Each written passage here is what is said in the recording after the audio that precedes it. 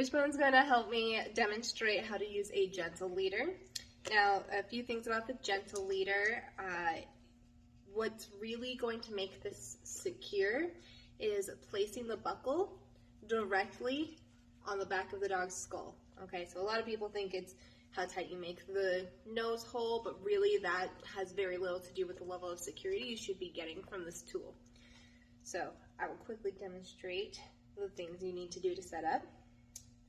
The way I like to do this is having the gentle leader, the part that goes over the nose, which adjusts the size and length of it. I like to have that part be unlocked.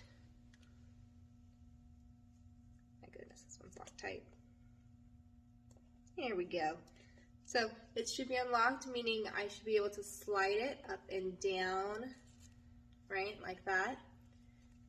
And that means that the nose hole can come and be really long. Thank you, baby, thank you. You're being very helpful in this moment.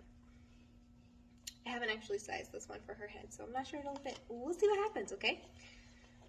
Keep in mind, she's also never worn a gentle leader before, so this will be very new to her, which means what I'm going to do is I'm going to be feeding her treats and moving the gentle leader up and down my arm.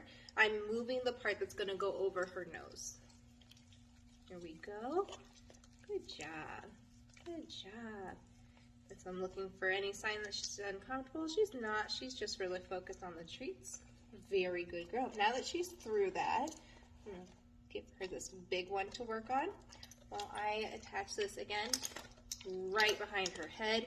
And so I want to be able to put 2 fingers in there comfortably, but I want it to only be 2 fingers. I shouldn't be able to put my whole hand through it. So I'm going to make it a little tighter. You're being so patient. Nice 2 fingers right on the back of her skull. And so something that a lot of people don't realize is that the dog should be able to, in case of emergency, get this little loop off of their nose. So you want this to be relatively loose, not loose enough that while they walk it's just going to slide up and down, but just not so tight that they can't get out if they have to. So I'm going to make it about this length. So I'm going to test it. You see, it's not just easy to slide off, but she could get it off, and that's the point where I'll lock it. Thank you, baby. Now if you're attaching your leash to this, you're going to be attaching it to this little hoop, which again should be on the bottom, and it's hooked to this, but it's also secured by this. So again, this part is what's going to be holding your dog safely attached to you and attached to their leash. The nose bit is just to kind of help guide their nose to do what you want it to do. Good girl. It also rests on a pressure point, which can be really helpful in keeping them calm.